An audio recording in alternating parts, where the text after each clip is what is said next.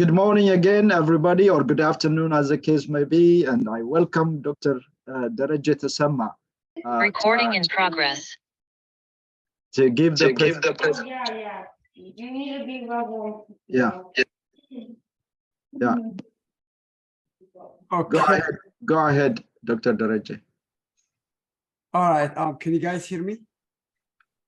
Yes, I can hear you clear. And can you see my screen? Yes. Can you do it on a presentation? Yeah, I will do. Yes, sir. Okay. All right. Let me stop my video so that we can focus on the presentation part. So thank you, Dr. Abate, for the introduction, and then good morning, good afternoon, or good evening to you all, depending on the time zone you are located. My name is Dereje Tessema, and I'm here to tell you a story of how I ended up writing a book on the Nile and the GERD, and highlights the major points including in this book. So even though it's difficult to cover major points in the 25 chapters in 30 minutes, I'll try my best to highlight the major parts. So feel free to contact me if you would like more information. As a matter of fact, next Saturday on April 29th, the book will be officially inaugurated, and we have scheduled a panel discussion with these great speakers. Most of them have spent their time working on the Nile Basin sustainability and then related activities. So we are going to, as a matter of fact, one or two of the speakers are, I see, Dr. Russo here also, and then we have also folks coming from the different parts of the geopolitics, the hydropolitics, science, sustainability. So it's pretty much covering the entire aspects of the book. So you are welcome to join. If you happen to be local to Washington, D.C. area, you are invited to join in person. If you are abroad or far from here, then you can join us through a live streaming event. So we're going to provide that information. So let's go over to the background section. Competing over limited resources, including freshwater management and use, was and still continues to be a source of conflict. Unresolved, these issues could potentially affect relations between riparian states, and it may even create tension and regional instability, and probably provoke social unrest. So for 1,000 years, people live in the Nile River Basin and have developed cultures, practiced religions, spoke different languages, and made this basin as their home of countless experience and an identity. As we speak today, over 530 million people live or share the Nile, marking it's the second densely populated basin next to the Ganges River. So with this population and then with this scarce resource, there is some research that shows that the Nile is the second riskiest basin next to the Ganges in terms of the hydropolitical issue, because people are wanted to see what's out there. So in this book, I have tried to document the geo and hydropolitics of the region, try to provide an overview of the science of the Nile, outlined the project management aspects of the Grand Ethiopian Renaissance Dam, and I traveled from the two sources to the mouth of this great river with my team, and then recount what I observed on my trip. So it is technically my learning journey, and that's what I'm here to provide kind of a high level of what's out there. So this slide shows the structure of the book. This book is a 6-part summary of the event that started thousands of years ago, accumulating to the construction of the Grand Ethiopian Renaissance Dam, and of course, recount of my trip. I have collected and compiled materials from several authors, including historians, geologists, hydrologists, environmentalists, politicians, community leaders, and statesmen. Some materials were originally written in Latin, Greek, Arabic, Amharic, French, Portuguese, German, and Spanish, and were translated into English. So the book covers pretty much a broad range of topics related to the Nile River Basin, and in my view, is designed to provide a central reference sources on this subject. So part 1, which is the history and the geopolitics of the Nile River, covers about 7 chapters and primarily devoted to covering events in a logical sequence and a time frame. I'll start with the relationship between Egypt and Ethiopia since the 1st century. The alleged control of the Nile River by the Ethiopian kings in the 9th, 10th, 11th, 13th, centuries. The 16th century Nile expeditions and explorations by the colonial power is also included on this part. The Muhammad Ali dynasty and their influence on the Ethio-Egyptian relationship since 1805. The Berlin Conference and the Scramble for Africa that happened, I think, in 1885. And it goes to the end of World War II, the Second World War, and then the shifts in world power from Great Britain to the Americans. I also tried to connect the 1950s Ethiopian revolution and its implication to the region. And also over 40 years, the relationship between Ethiopia and Egypt through their 6 leaders, Nasser, Sadat, and Mubarak from the Egyptian side, and Emperor Haile Selassie, Mengistu Haile Mariam, and Meles Zenawi from Ethiopia. So how these leaders trade, their relationship in terms of their alliance, and then their focus on the Nile River. And this chapter also covers the late 1990s on the establishment of the Nile Basin initiatives and the cooperative framework agreement, which started a little early of 1999 and then signed by 2010. I also covered the Arab Spring that started right around 2010, the South Sudan's independence, and following the groundbreaking of the Grand Ethiopian Renaissance Dam on April 2011. And then after that, the next 12 years, I covered the long negotiation between Egypt, Sudan, and Ethiopia. The first, second, and the third fillings of the reservoir, the UN Security Council meetings on the topics is an extraordinary meetings that happened, I think, back to back in 2 years. And finally, major milestone of producing the first power from the dam. So that is part 1. That's an extensive part. And part 2, I try to cover some, international law on transboundary waters, transboundary water management treaties, agreements on the Nile River. With this exercise, I included pretty much 27 different agreements and treaties and discussions, exchange of notes made on the Nile River. So it's kind of very interesting and learning curves for me as well.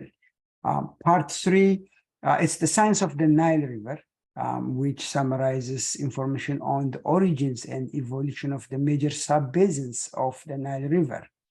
The science of the basins, including the geology, hydrology, climate, soil, which most of the members here are pretty much professional on that area. And then also, I try to include an in-depth review of the Blue Nile River Basin and its components. So if you notice that I started with the history and geopolitics, international law, and then the science, what is out there with this mysterious river. That's one of the few rivers that flows north. Then the next step is, okay, after getting the foundation, I try to understand what is Nile to the riparian countries. Because this part is devoted to discussing how each riparian country's geopolitics, culture, economy, and even their way of life is shaped by the Nile. What's Nile to Ethiopians? For the most part, in terms of culture, in terms of social, the river is intertwined with the way how people imagine, the way how people wish, so I try to cover for every countries how Nile repaired, Nile for them. And the next part was the part 5, which is the Grand Ethiopian Renaissance Dam program, which as a matter of fact, I started writing about the dam, but I ended up learning more about the other 4 parts, because if you want to know about the dam, then one has to know about the history of the river.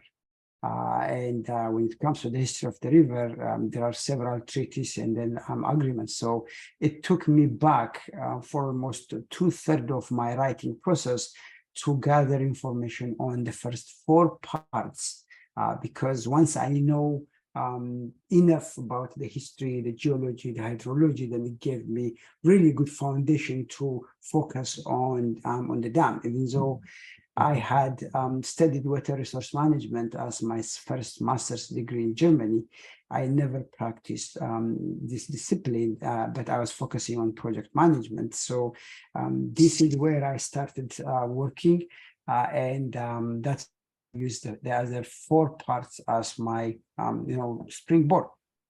So what did I do on this GERD part? This chapter or this part has 8 chapters. It contains those chapters detailing the full cycle of the GERD program from the project management view, from feasibility studies to completion, like we call it, from cradle to grave. The principles of project and program management were applied to compile the information. So in the feasibility studies section, I tried to review several studies performed on the Nile River in the last 120 years, and dated back to late 18s or the early 1990s. And there are major projects and then studies done by the UK, Egyptian, the US, and then from the Sudan and other parts as well. But the major project that pretty much is the foundation for the Grand Ethiopian Renaissance Dam was a study conducted by the United States Department of Interior Office of Reclamation. That project concluded in 1964 with a publication of 8-volume document that shows how the potential of the Blue Nile region and those major dams, including the design of 4 dams, and one of them is the GERD, which in that study used to call a border dam. Then the program initiative and stakeholders management section of the book covers the tools and techniques used to identify program stakeholders and manage stakeholders' expectations. So when I say stakeholders, it's not only the Ethiopian people, but also everyone has a stake on the Nile River, particularly the downstream countries, Sudan and Egypt, where primarily their livelihood is pretty much tied up with this river. I did visit Khartoum, and I also went through from Cairo all the way to Alexandria and to the mouth of the Nile River and the Rashid mouth, when the river is emptying itself into the Mediterranean. So the project has to include all the stakeholders, And I think part of this long negotiation between the three countries includes the interest of the stakeholders. So I try to weave it through the program management structure in stakeholders. Also try to cover the program scope management, covering the ins and outs of the program. This is a massive construction, one of the largest hydroelectric dam in Africa, and has a complex interrelationship between different components. I did visit the dam twice, last summer and then this December, where people are literally working around the clock, and so that's the scope of the project that I try to cover.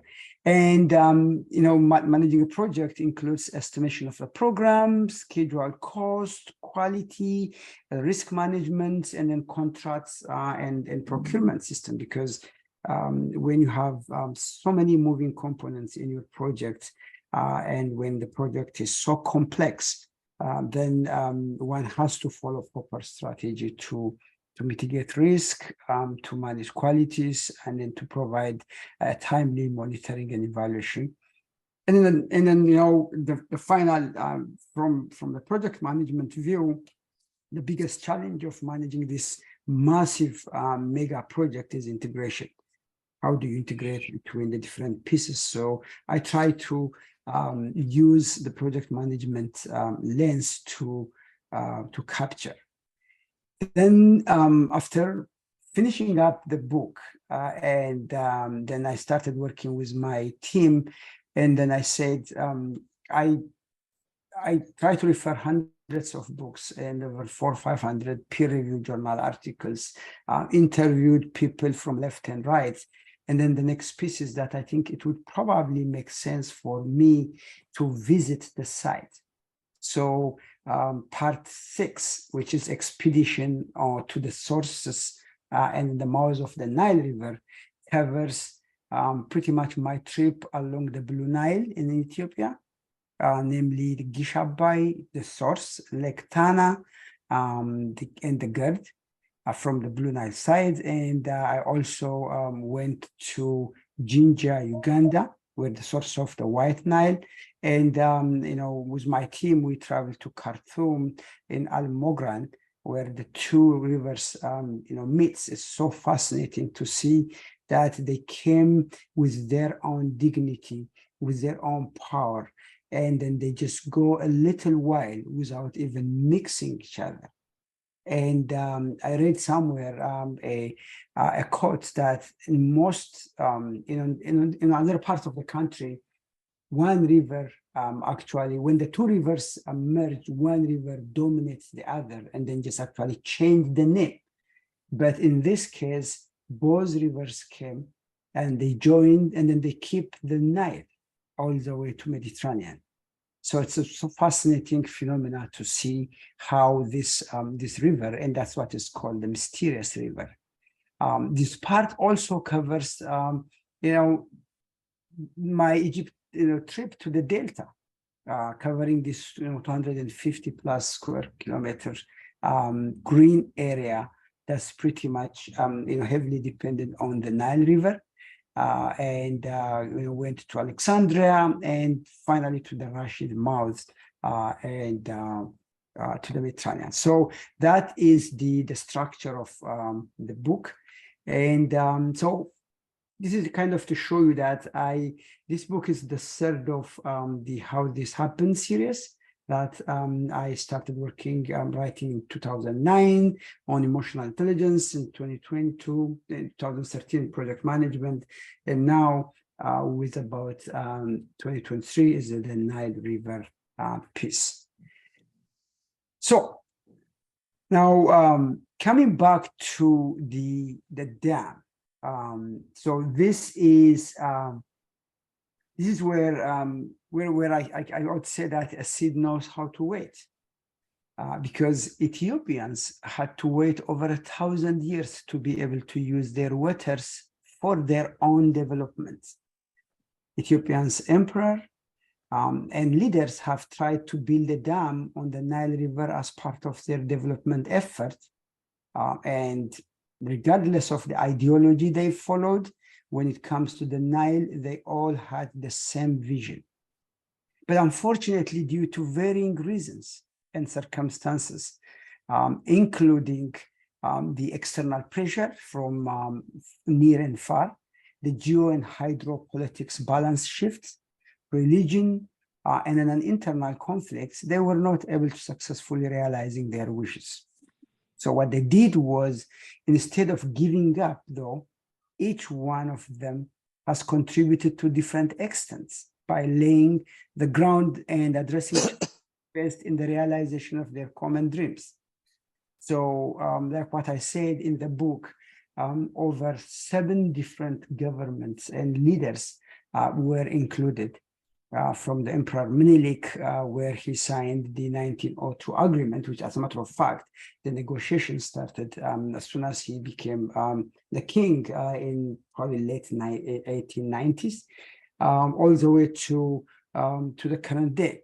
And then all leaders of Ethiopia, they were supporting the construction of this dam, this great dam.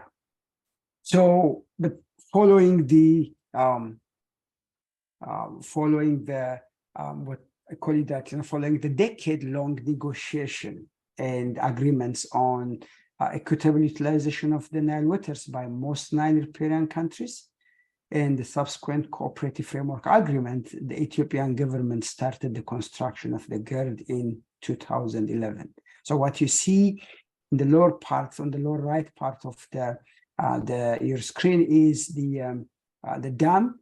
Actually, the picture was taken maybe in a while back, but what you see on the top was the seed was waiting. So I use Hope Yaren's expression of a seed knows how to wait. Most seeds wait for several years before starting to grow. A cherry seed can wait for 100 years with no problem.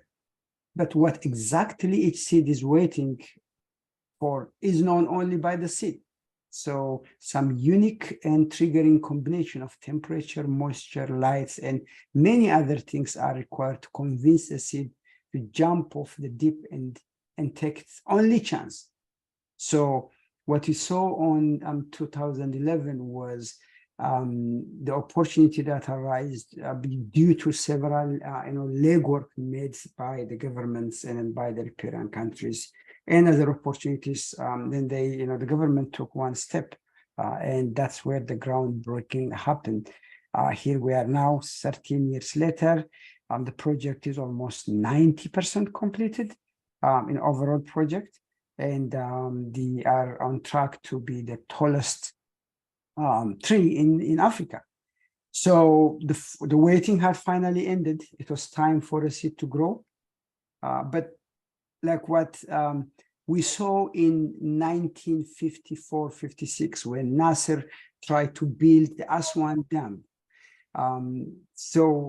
There is unfortunately external pressure persisted, blocking all access to international fundings, causing the country to proceed using its own means. Without going into an international law, this is a people's dam. They contributed, their monthly salary. They purchased bond, and it is pretty much the national identity and the national pride. So, almost 13 years later, the construction program is done. Almost done. The reservoir has billions of cubic meter water, and the seed sprouted, and the tree is on track to be the tallest in Africa. So, but at the same time, the international pressure on Ethiopia has intensified. We have seen the UN Council meetings again and again, and that reminds me that how history is repeating itself.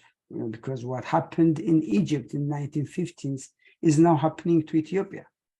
The same countries that are now threatening Ethiopia with sanctions had at the time denied President Nasser international loans for his quest to build the Aswan Dam, which forced him to take a drastic measure, including nationalization of the Suez Canal, to pay for the construction.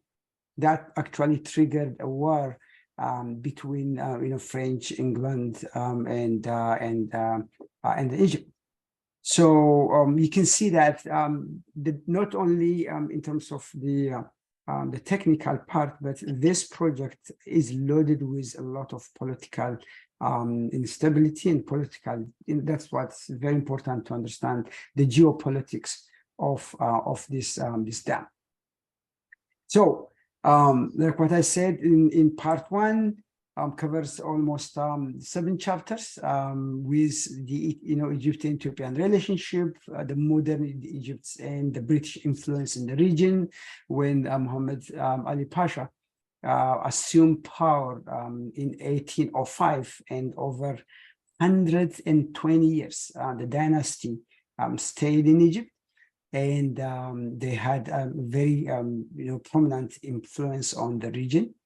The 1945-59, the shift in world power, implication of the region was covered, like what I said, the post-colonial era, which is the 40 years, the political engagement by the European countries, because the majority of the African countries got their independence in the 1960s, and then they started dropping all these colonial agreements, and then they're saying that they're not abide by the law, by that colonial treaties. And then in the 1999-2010, that's the negotiation. And here we are now in 2023. The dam is pretty much done. So going through this exercise, I mean, it was not an easy job. It was a 3-year full-time equivalent of almost 3 PhD works. What did I learn? My first takeaway was Ethiopia's struggle on issue around the Nile River had almost a David and Goliath-like imbalance. The pressure was consistent across the century, not only today, not only last year, not only even last century. We can see here that in 1863, when Werner Mitzinger, a Swiss military officer who was actually servicing the Egyptian ruler, said, Ethiopia with a disciplined administration and army and a friend of European powers is a danger for Egypt. And Egypt must either take over Ethiopia and Islamize it or retain it in anarchy and misery, So that was where, Khedive Ismail was threatened to take over the source of the Blue Nile, with the support of the European military mercenaries and over 50 US the Confederate soldiers, generals from West Point. They came to conquer Ethiopia in these 2 battles. In 1889, Lord Salisbury was the British Prime Minister who played in obtaining most of the new territories during the scramble for Africa. He did say, since upon its mountains fell the abundant rains which furnish the very life of Egypt and the Eastern Sudan. So it's possible for the state in possession of these mountains to flood the valley of the Nile or make a blistering desert at will. So the cryptic, answer on this is that there is a country on the top of the mountain who can control the water that comes down to Egypt and Sudan, and then we have to check that. So you can see that the pressure that were mounting in 1863, in 1889, in the 19s, up until this year, on how the Ethiopians should not use their water or should probably,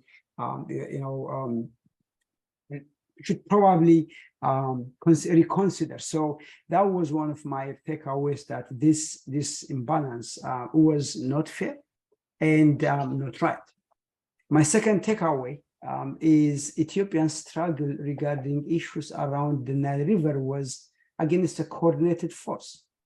The Muhammad Ali dynasty and then his influence on the Egyptian relationship was one example to show, because the 75 years between 1805 to 1880 were dominated by Egypt's Muhammad Ali and his descendants, expanding their territories far beyond Egypt.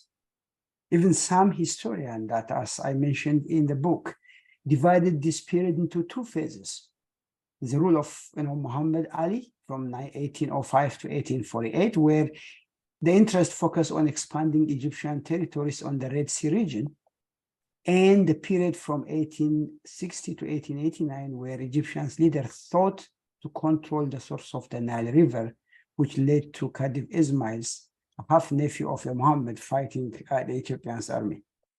So what you can see is that over the last 400 years, this pressure has been consistent and the same. It may probably change different directions, but it's consistent.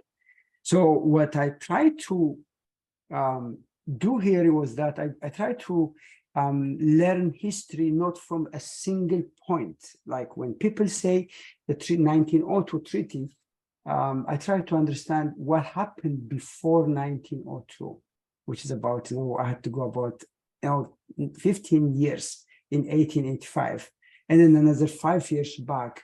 And when you realize that examining history in a broader approach, then one has an answer of why that things happen on that specific milestone. History prior and after the 1902 border treaty. So when the African Scramble for African was happened, I think, in 1885, and Emperor Menelik came power to 1889, and he learned that Europeans scrambled the country. And then in 1891, he wrote a letter to the kings of England, France, Germany, Russia, and then he told them that there is no way that he can divide Africa. He said that he will fight everyone until he's dead. And he provided his boundaries. He said, just in case you want to know, these are the boundaries. So Menelik's letter, later on, actually analyzed by a historian in a Nigerian historian, he actually depicted Menelik's letter, and in that letter, Menelik's border claim actually go all the way down to the White Nile, what you see here on the map on the left side, and that actually not only angered but worried Britain, because Britain by her own, she was fighting. Britain was fighting with French over the dominance of the eastern part of the continent.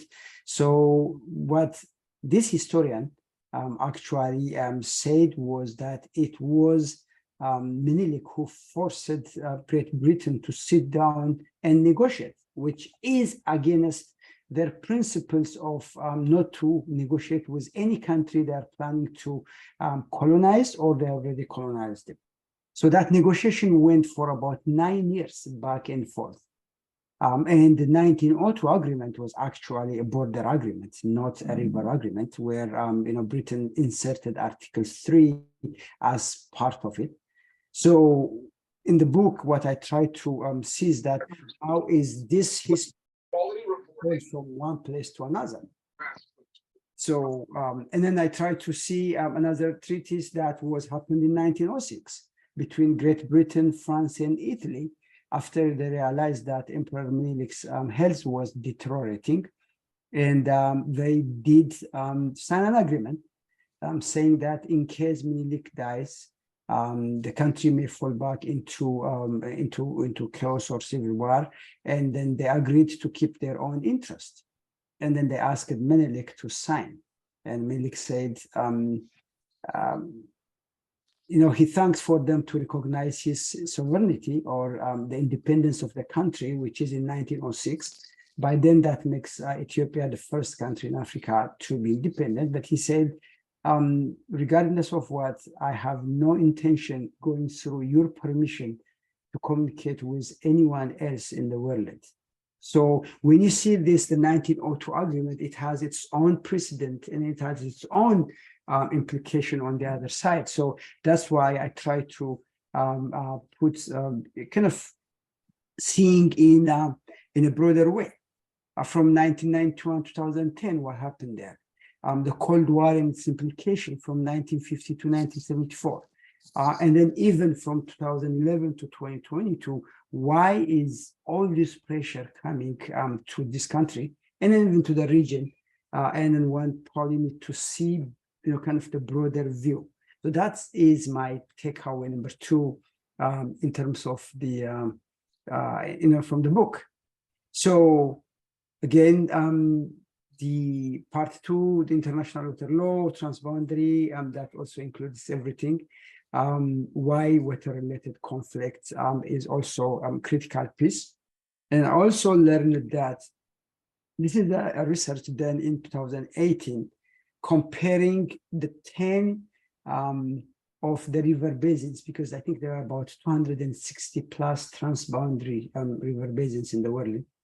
And they picked the top 10, and then they did some risk analysis using the national power, governance, economic wells, international treaties, the population densities, the water availability, precipitation stress, temperature. These are all variables. And then they did some regression analysis.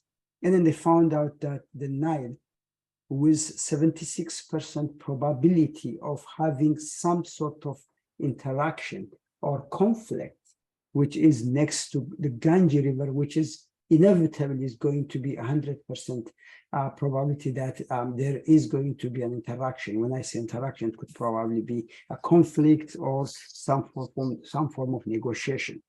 So that this analysis actually helped me to understand the complexity of managing water among tenants. And as the population increases, experts like here in this panel has to come back, and they have to come back with some sort of a negotiation agreement to use the water properly. So during this exercise, I did see, and then some of I also learned, and then heard different arguments, and then I came up with these three different type of analysis. One is the world water distribution. What is the international water law, and then how many of them are governed by the law of rivers within the country, and how many of them are governed by the international law on transboundary waters. And then for my own sake, I try to learn the different type of principles and theories, the water sharing principles, and then there are associated theories, the absolute territorial sovereignty, the absolute territorial integrity theory, which is favored by one in the upper riparian countries, the other ones in the lower one, cooperative principles and environmental principles, and some of the dispute settlement principles.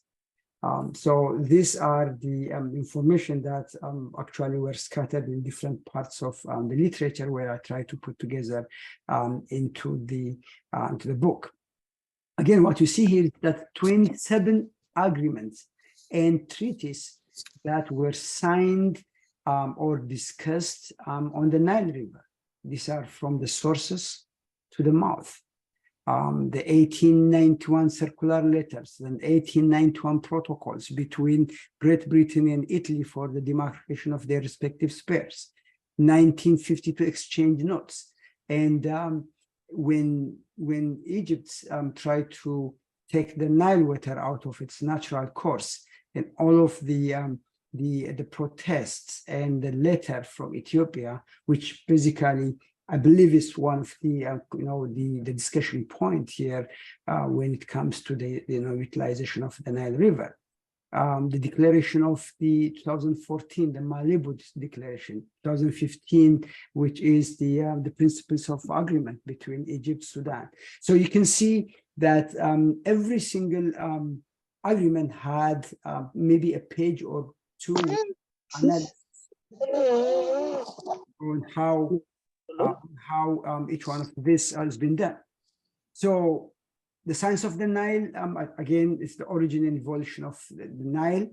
This is where I actually borrowed from the Egyptian geologist, one of the known geologists, and he tried to depict, which is Rashid Said, in his 1993 publication, The Nile River Geology, Hydrology, and Utilization, he tried to show the history of the river about 6 to 7 million years back, before the current Nile basin formed. And what you see on the top, on the bottom lower two pictures, that was the aerial photography of the current dam.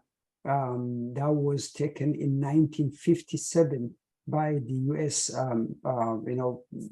Bureau of Reclamation as part of their project, which shows the border dam and the implication. That's exactly the place where the current dam is done. What you see here is a very interesting a picture of the Nile, the Blue Nile River. It started very thin from Lake Tana, or pretty much nearby a spring called Gitabai, and it goes all the way to. This is the border where the GERD was built, but you can see that over 90 rivers and tributaries have contributed to this great river. And the irony is that everything what we have in Ethiopia is going out of the 12 river basin, or the 13, 12 or 10 of them are leaving the country. So what the country is asking is that, okay, I give all of this to 86% or over 80% of the water of the Nile, but I also have a right to use. If one has a very straight mind, I don't know what the problem is, because the country didn't say that it's going to stay the water hits the turbine and then just go out. But you can see that pretty much the entire watershed from left and right is feeding this river, and making this river a great river, but not for Ethiopia, for the others. So, the discharging of the river flow from the Ethiopian highlands is about 180 billion cubic meters a year, which is 70 billion cubic meters go to the Nile, and 20 billion cubic meters to the Indian Ocean. You can see the tributaries, not only through this Blue Nile, but also the other Nile, the Atbara, and then the Baro, Akobo, Sobat are also feeding it. And what you can see is that the average contribution of a unit area to the base, you can imagine Blue Nile is about 8 cubic meters per second, and Atbara is 4.5 cubic meters per second, and Sobat is 4 cubic meters. And the average contribution of the same area of the Nile basin as a whole is about 0.86 cubic meters per second. So you can see the intensity of water coming out of this country and then going there. I'm sure we have hydrologists who've done extensive work in this Zoom room. They may probably shed some light. But me, from seeing from outside, not as a water scientist, but as a project manager, I can see why the problem, still exists, and that pretty much bring me back to the hydropolitics, the joint hydropolitics of the region. So the Nile the science of the Nile also covers sustainability, because now everything is about sustainability. Because the old approach is making sure natural renewable resources available, but the new approach is pretty much the development needs to the present without compromising the ability of the future. Like what I told you earlier, if the Nile is the second riskiest basin in the world, then something has to be done from the basin countries. And what you see here is that sustainability redefined. Not only from the environmental part, but also from economics, from geology, ecology, politics, and culture. So this is also discussed by one of the sustainability experts, Mercier Ejigo, and he said sustainable development idea is implicit to the two conflicting sides of human beings: their capacity to create and their capacity to destroy. So how you manage them. So I also try to get the part of the Nile in the riparian countries. You can see here all 11 countries are depicted. for each countries, their the waterfall, the percentage of land within the basin, the rainfall, precipitation. So it's pretty much, I borrowed in a good part of this information from the science, literature and articles, especially from the NileBasin.org materials. You can see the population and how many of the percentage of the country within the Nile Basin. You can see here, South Sudan is 97.71% of that country is within the basin. Even though Congo, you may see that's like a great, they have their own. It's only 0.9% of the Nile Basin is covered by the Congo's territory, but you can see that it's also part of the riparian countries. So now I also try to get what does the Nile means to Ethiopians. What you see here is the document I mentioned that was completed in 1964.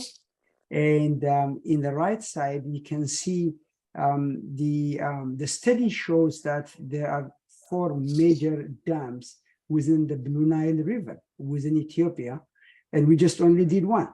And I think the plan is to build the other 4 because currently 60 million population people are out of, they live in that. So compared to almost 99% of the population have some sort of access to electricity in Egypt. So it is fair to assume that, this is the country's, rights and responsibilities to provide power to its citizens. And that's where actually, the collective support from the people within the country and outside the country is really high. Again, there are some cultural expressions that they were pretty much depicted about the Nile River. I try to put, unfortunately, this is all in Amharic. You can see on the first part is how people are expressing their anger, their frustration, their resentment about the water going out of their country, where famine strikes and kills millions of people within the country. And on the right side, it's kind of expression that were developed after the dam, and then they said this is something that they've been looking for a long time. I'm sure this type of expression exists in every other countries that are pretty much aligned to that. Again, part 5 is because I know that I'm about my time running. So this is the project management aspect of the dam, which I depicted that based on the information. These are the schedule for the dam and the rebaseline made by the government after the construction missed its objectives. You can see here is the major milestone within that. I try to depict all political and the hydro and the construction pieces together to show how complex this project was. Because not only, even the project management aspect is complex because the largest dam in Africa, but all of those associated restrictions and risks and policies and other areas made this project one of the most complex program ever taken in Africa. So this is my assumption. So, and in part 5, the last piece is where I did this expedition. And by the way, what you see here is the first recorded map of the Nile that was developed by Claude Ptolemy, which is around 130 AC. And I used that to depict the place where we visited from the source to the mouth. Again, this is a famous picture of mine to show the level of water that's coming from different parts of the country to the Nile River. This is where the construction of the dam, and this is the 5.1 kilometers or mile saddle dam. This is where we actually visited the actual site where they kind of built I think maybe the second turbine. What you see on the right side is This is Lake Victoria, and in our back is the Jinja Bridge that crosses the Nile. And right after that, that is where actually the dam is from the Kenyan side, from the Uganda side. That's electropower. What you see on the right side is a monument erected to John Hanning's Peak, who claimed that he discovered the Nile, which actually the locals say he did not discover. You know, he was the first European countries to visit, because that river has been there for generation, and it's been used by the Africans. So this is where we went into the confluence between the blue and the white Nile. This is Al Mogran. It's a family park where you can see the two river meets. And this is an aerial view of Khartoum. And this is the Delta region where we cross from to the Rashid Mouse, and you can see all the green part is the Delta.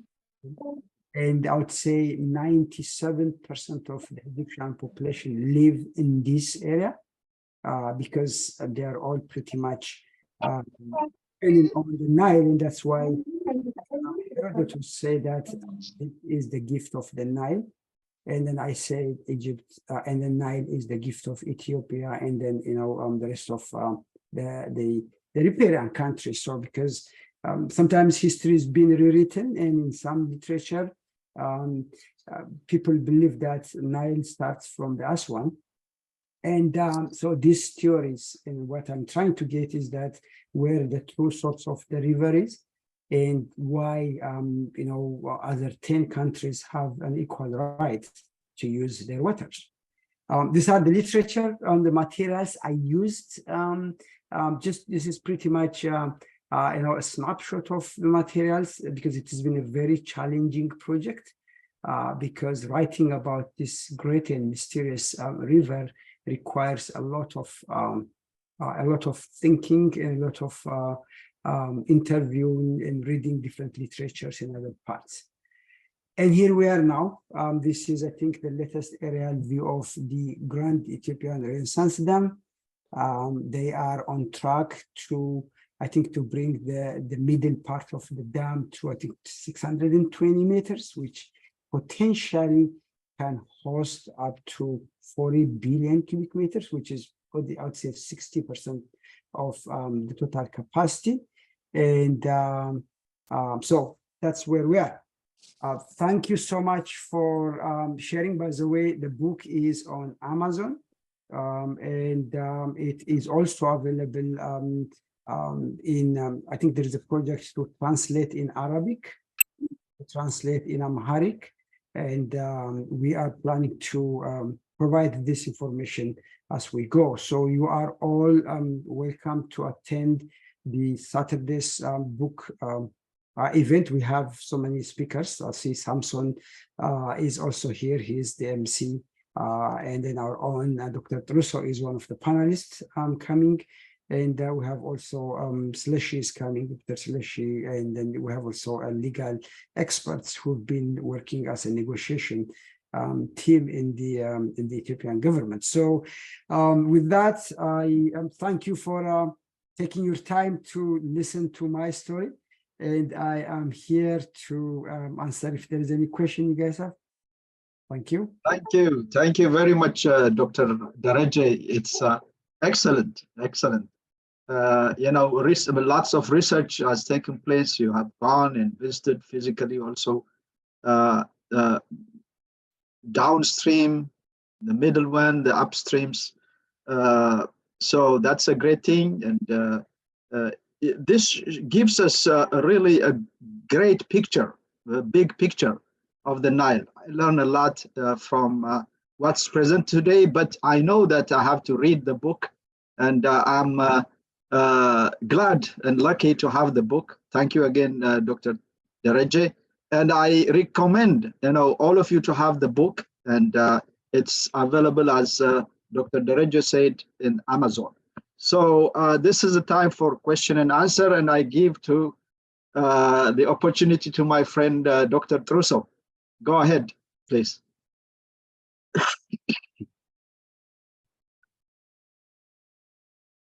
Yeah, Russell, your mic is Okay, Yes. thank you very much, and excellent presentation. And let's say it's a thick book. It's really nice work, and I cannot say enough about your research.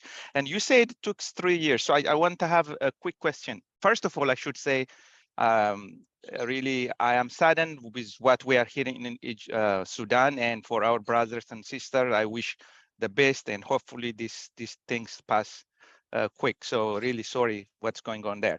So my question is, you mentioned, and also I read a little bit on how, it's personal time, family. So I want to take you a little bit back, not things that are not here, that, and how do you find, balancing? And you mentioned a little bit in your book, this is not an easy thing to write.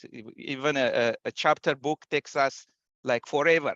So this is a huge effort that you did. So how do you, in that side, if you could say a little bit more about, your family sacrifice and so on. That's one quick. And the other one is, what is, if you have to pick a couple of examples or a couple of scenarios that, before you get into this amazing work, took you 3 years, what are the big picture really surprise you? Completely changing what you had when you started to write the book. Thank you so much again. all right. Okay. Thank you, Dr. Trusso. And by the way, so it was an accidental task writing to this. I did write 2 books before, and then I was working as in a project management section. So what happened was in 2015, 3 years after I think 4 years after the groundbreaking of the dam, a colleague and professor where he teaches with me, he was given a fund to write a case study about the dam, and he's from Nigeria. And he came and said, "Hey, Dereje, you are an Ethiopian, and then you teach project management, and let's do it together." In 2015, the dam is still young.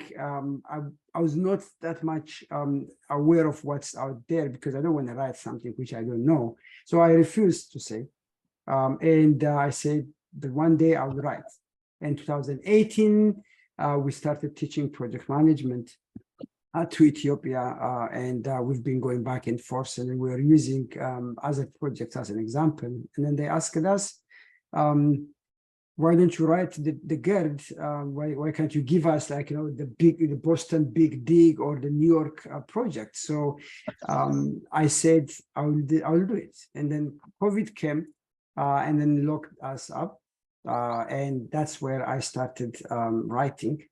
And I said, I'm going to write about the project management pieces. And then in 1 week, I stopped doing it because in order to write about the dam, one has to know the river. To know the river, and one has to know the history, the geopolitics of this river. And I accidentally touched a topic that is sensitive and complex. I could not go back. So for the next 18 months, what I did was I did nothing but I go back to school and read all the history, the geopolitics, and other aspects of the dam, which are not my comfort level. They are all above my pay grade. And also to answer your question, the more I read about this, the history, the more I became, I wouldn't call it angry, but I would call it very curious.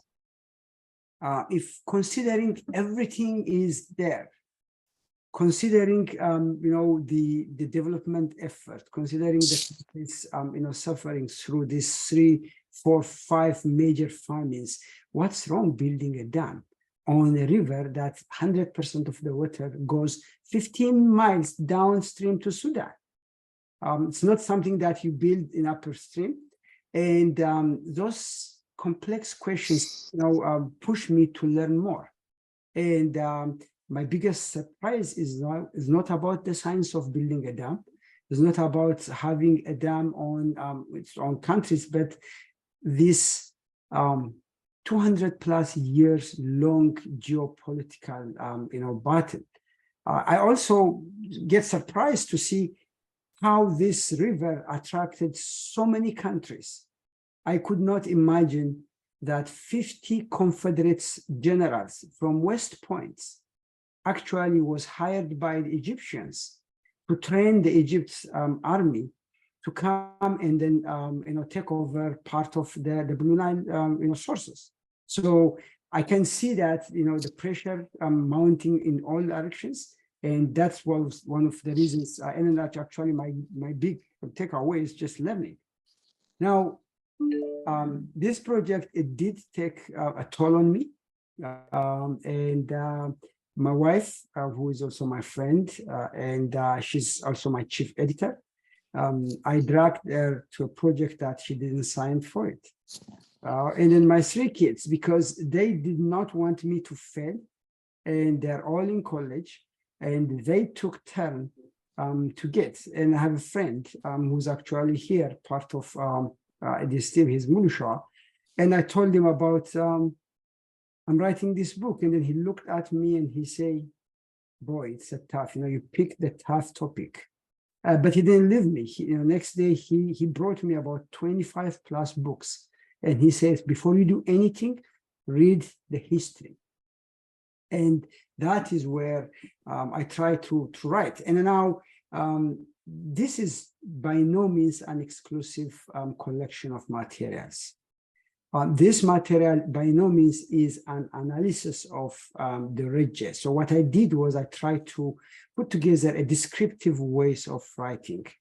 If Trusso writes about this and he said this and that, and if you want to know more, here is the reference. So the reference part of the book is about 42 pages. And that would also give others to take that and then just explore, because at the end of the day, the ultimate goal of this book and in other literature is to contribute to the body of knowledge in water, in geopolitics, in hydropolitics, and in our history. So that's where I ended up, and then I'm glad that I did it, and then here we are now. Thank you. Excellent. Thank you. Excellent. Yeah, and is there anyone? I have some questions and also appreciation of the book, and already Dr. Brook has the copy of the book. He got it from Amazon, and he is asking also a question here, and it says that since there were pressures for the last maybe more than 100 years, as you mentioned, have there been any unannounced or hidden there agreements signed since 2011, after 2011, where the dam started? And how has the book been received in Ethiopia is also the question that was asked by the colleagues, politicians, and the general public. Can you address this one? And the other one is also, you can give us some information. It's available on Amazon, but for those who are interested to have a copy of the book in Ethiopia, it will be difficult to get it from Amazon. So is it available in the Ethiopian market there? These are the 2 questions that we have. Sure. So with regards to the book, as you see, the book's about maybe 2 pounds in weight, so it's difficult to print it here and then just bring it to Ethiopia. I just came from Addis yesterday morning, and we are working with a publisher in Ethiopia. And by the way, the Amharic version is almost done. So my translator finished chapter 20, which is like 5 chapters left. So the plan is to publish both copies in Ethiopia and distribute, because something which I also did not mention here is 80% of the proceedings from the book goes to the construction of the dam and then other related research areas. So we are also discussing with the authorities in Ethiopia to kind of coordinate the distribution. People who read the book recommend that it should probably be shelved. So we are working on that. And by the way, there's going to be an international conference on the book, and I think around September 14th in Ethiopia, which we are planning to send out, call for paper and other parts. And that's why we expect to have the publishing of the Amharic and English version in Amharic there. Now, to the first question, was there any agreement or hidden agreement right after 2011? That I don't know. What I try to dig into different type of agreements and treaties that has been going on up until 2015. I think 2015 is the major agreement that were signed by the presidents of Sudan, Egypt, and Ethiopia. And that agreement is actually governs the completion of the filling and operation of the Grand Ethiopian Renaissance Dam. There were a couple of agreements that were signed and were quiet. And if you read the book, I try to put all 27 of them. And some of them are pretty much favoring certain countries. Some of them are pretty much done on behalf of other countries. But I don't recall, and there have been negotiations going on. By the way, the negotiation is still active, and then we don't know the full part. We're hoping two of the negotiation team, Dr. Sleshi, who is the chief negotiator and the advisor, is going to be this Saturday at the panel discussion, and then Atul Lemma, he's leading. Zefas Selassie, he's a legal advisor, and he's leading the legal part of the Ethiopian negotiation team. He's also part of the panelists this Saturday.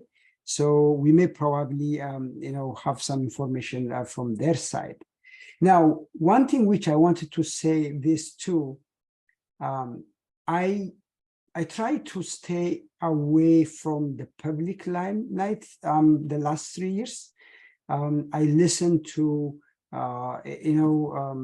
Trusso, and then his team was literally, fighting and providing their view. I listened to many, many Nile-related discussions, but I did not want to have all those discussions influence what I was writing.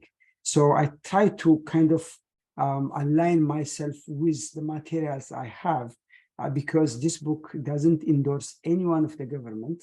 This book provides what happened in each region, and I try to provide a truth because remember, writing this reference book as a scholar practitioner, I have to be mindful of the sources that I'm referring, and also the materials I'm selecting. So it was an independent view, and of course I try to write from the lens of Ethiopian.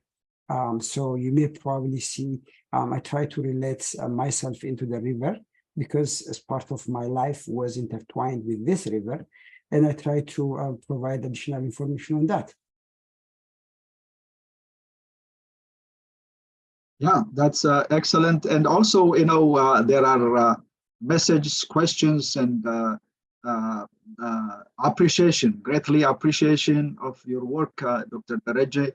And Bahailo, a friend, said that he is very much eager to get the book, so he will go to Amazon and get it. And the rest of you also, I highly recommend you get the book. And the other questions that's coming is, the well-known professor, I think you know her name, Anne Garrison, is looking to interview an expert on the Nile. Will any of the experts be interested? That is from, I think it says Poetic J. I don't know whether that's a nickname or a real name, but I gave my email address to the person, and so that, if anybody is interested in that from the experts, you can get the information through me. And I'll give the opportunity now to Engineer Gideon. Thank you for being with us, Dr. Engineer Gideon. Oh, is this Gideon the negotiator? Yes, yes, Yes, yes, Dr. Dereje. We have met when you organized the project management training. I was helping you in organizing the national training courses that you generously organized for all Ethiopians. Thank you for that, and thank you very much for this book. I'm really looking forward to read it. And from your presentation, it will be a great contribution to water resource development in Ethiopia, also in Africa. And Dr. Abata, thank you for organizing this conference. And I look forward to also meet with Dr. Dereje whenever you come to Addis and to chat on issues of the Nile and the Renaissance Dam. And taking notes of the 12 years negotiation issues, maybe I'll drop a note, also a historical note on the details of the negotiation and the conversation in the negotiation room that have not been made public for all of us to really learn from what went on during this 12 years or 11 years of negotiation.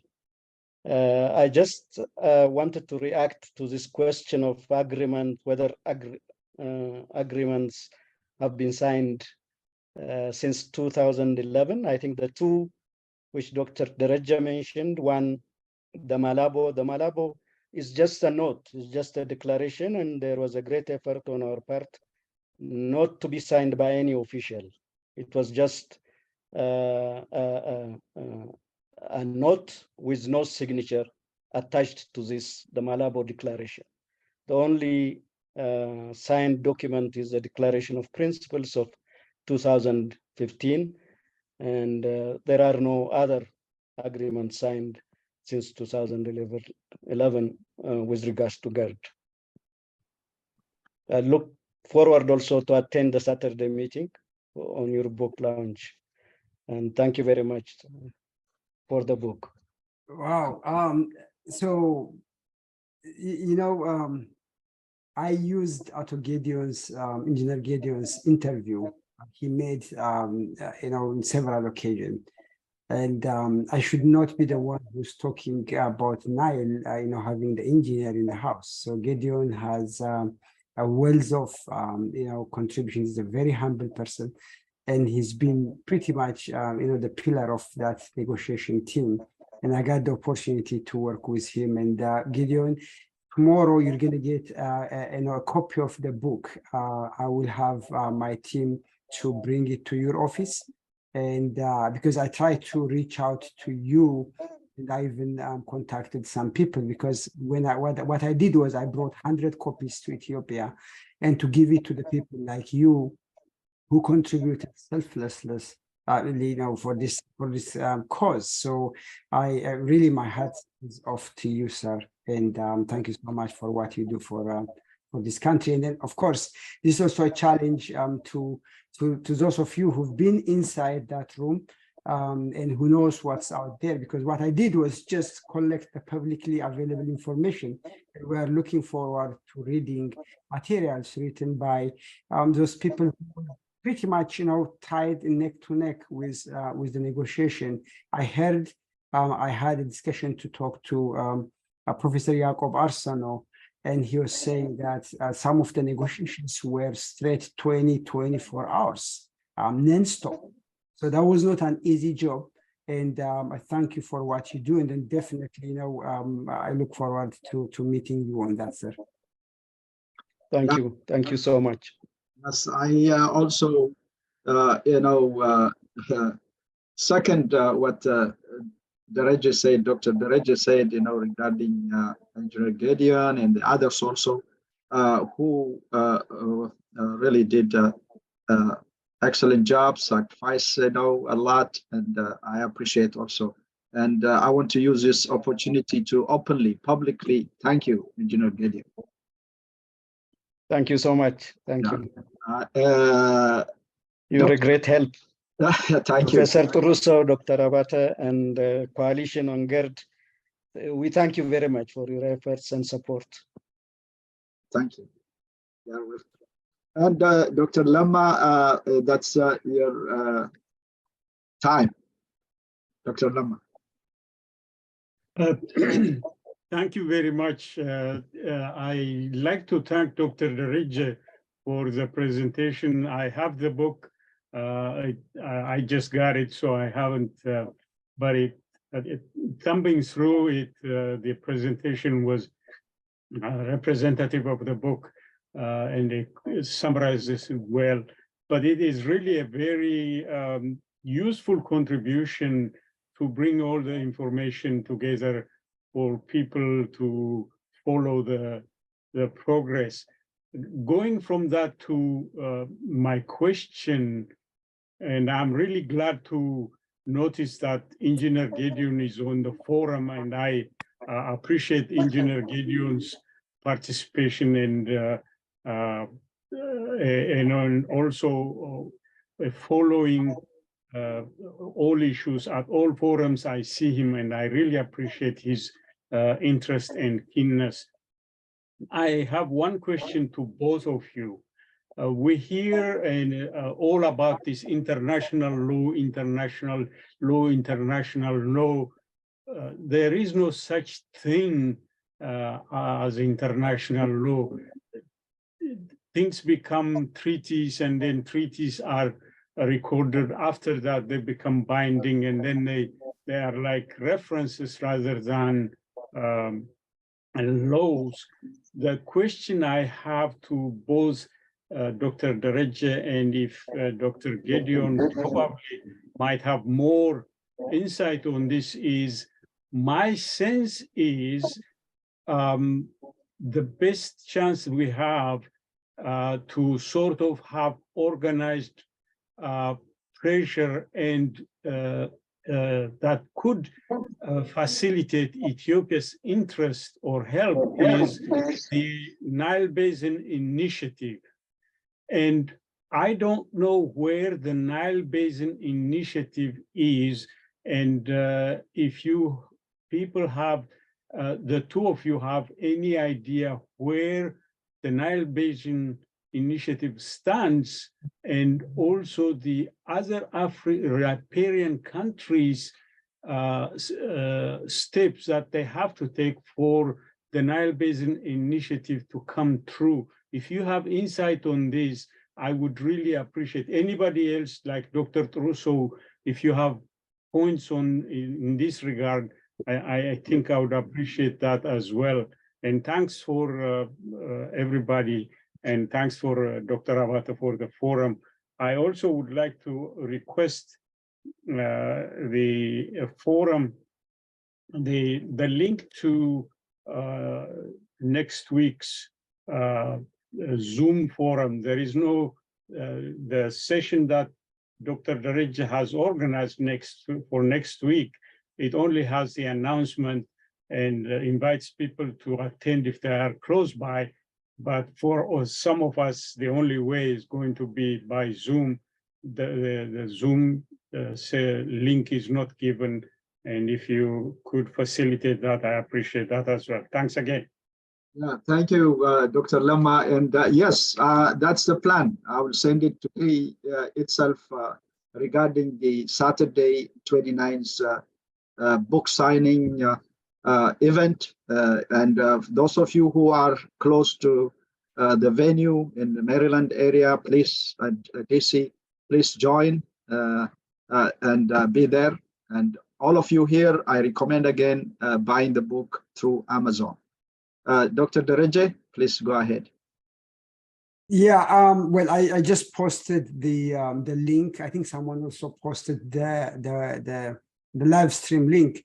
So since the man is in the house, I will and I will shut my mouth and then ask Gideon, Engineer Gideon, to answer that question with regards to the what's the cooperative framework agreement, because Gideon has been pretty much from the seed of this, and I'm sure Rusa also has a lot of information. So I'll just keep quiet and just listen what they have to say. Yes, Engineer Gideon, please go ahead. And, also similar to what Dr. Dereje said, I usually refrain from making statements because I'm still actively involved in the negotiation. And but to this general question, we've been through negotiating through the CFA for the last 13 years, and only 6 countries have signed, and only 4 countries have ratified. So 6 countries need to ratify to make it functional. Unfortunately, the trilateral negotiation is going on with 2 downstream countries who are not party to the cooperative framework agreement, and they have rejected the CFA. So the negotiation relies on the framework, which is the Declaration of Principles. So the negotiation is being conducted under the framework of the Declaration of Principles. We are the only signatory, and the country who was ratified as a CFA. So the 2 countries do not accept any of the provisions of the CFA. The Nile Basin Initiative is not playing an active role in this issue because it is an institution now, a temporary mechanism, which is has to go through the proper formation of the Nile Basin Commission after the ratification of the Nile Basin Initiative. So I understand that they are not fully involved in this aspect of the Renaissance Dam. For that matter, unless they use the subsidiary action programs like the Eastern Nile Office, they did the multi-purpose project study. One of the projects was also the border dam, when the Nile Basin Subsidiary Action Program did this project, and surprisingly, this project was led by an Egyptian when they selected the border dam as one of the projects, joint projects for the 3 countries. The only thing different from the border dam is the dimension of the dam and the reservoir volume and the energy, which is quite larger than the previous design made by the joint study of Sudan, Egypt, and Ethiopia. The border dam, which was Dr. Dereje mentioned also, the USBR study, the same location is where the GERD is located. But that was also selected as one of the projects by the 3 countries. I think we should take note of that, that they have agreed jointly to do the border dam project. Unfortunately, we have not agreed on the dimension of the dam, on the configuration of the dam. That's what all this negotiation is being conducted now with the 2 downstream countries. I think this is all I can say. Thank you.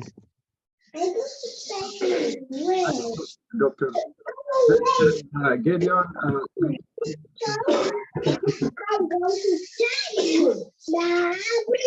is there anyone who wants to add on what Gideon said? Anybody? By the way, if you go to the nilejournal.net, you will get an article regarding the CFA. It's a brief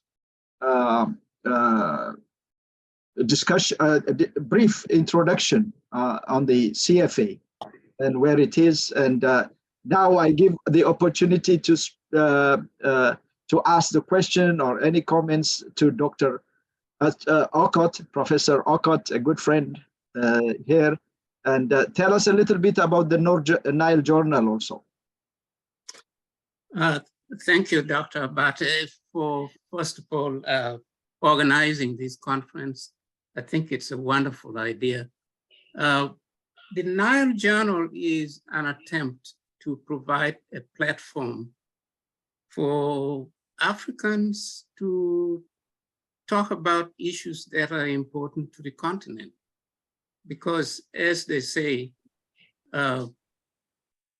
what people learn about you is what you say. If you don't say what you know about yourself, other people will tell from their own point of view. And so in that regard, I think today's presenter made a huge contribution to that effort. We should not leave it to other people to talk about matters that are important to us. Okay. Having said that, I want to make a few comments. One on the light side, Dr. Dereje, you showed a picture of Ginger. You showed a picture of the bridge.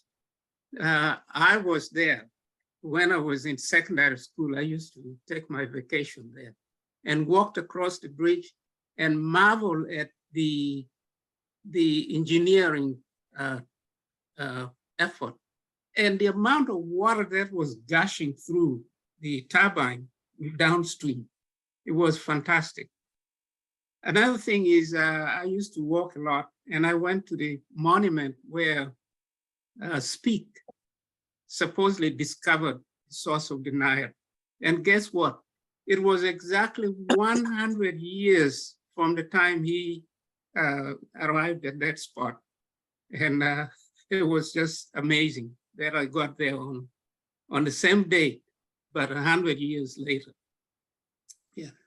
So on a more serious note, two things I want to say is that I notice here most of the attendees from Ethiopia or Sudan and so on.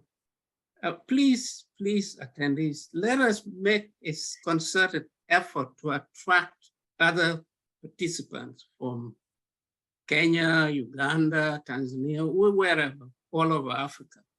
Make it a truly African-based conference because some of these problems are not only related to Ethiopia or Sudan, but to other upstream countries.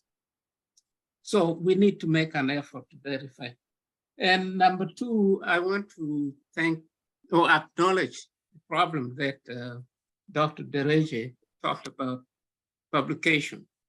If you publish or you make your book published in either Europe or in America, it becomes almost impossible to make it available to developing countries or Africa. I have been a victim of that. One of the main problems is weight for transportation. Even if you ask book dealers in your country, in my case, it was Uganda, they told me that, okay, you bring the books here, we will sell it for you. And it's just too expensive to transport the books from the States or from Europe to Africa or developing countries. So again, this is an area we need to work on. I know you have solved your problem by finding a local publisher in Addis or in Ethiopia, but we need to make a concerted effort to avail local publications so that we don't have to encounter this issue of transportation, the cost of transportation being too high, which means you cannot sell the book at affordable price locally. And the other issue, of course, is marketing. You know, with books like any other thing, if you don't market it adequately, it's not going to be available or people won't know about it. Only maybe the elites will know about it. Yeah. So that's an area that people who have talents in marketing need to help us develop for the local markets. So with that, I want to thank both Abate for the excellent job you're doing and Dr. Dereje for an excellent presentation. Thank you. Thank you, Okat. Dr. Dereje, you are muted. Yeah.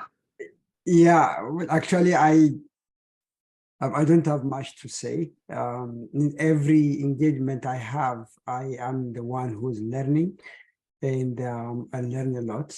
And my part is just a piece that I have to take it out of my chest, and it ended up being a kind of 6 books in one. But I'm still learning, and then I'm trying to learn. So thank you so much for giving me the opportunity. And then I hope that the next panel discussion is going to be good, and then we'll continue working to contribute to the body of knowledge on the area. Our team is putting together a graduate program in Master of Science in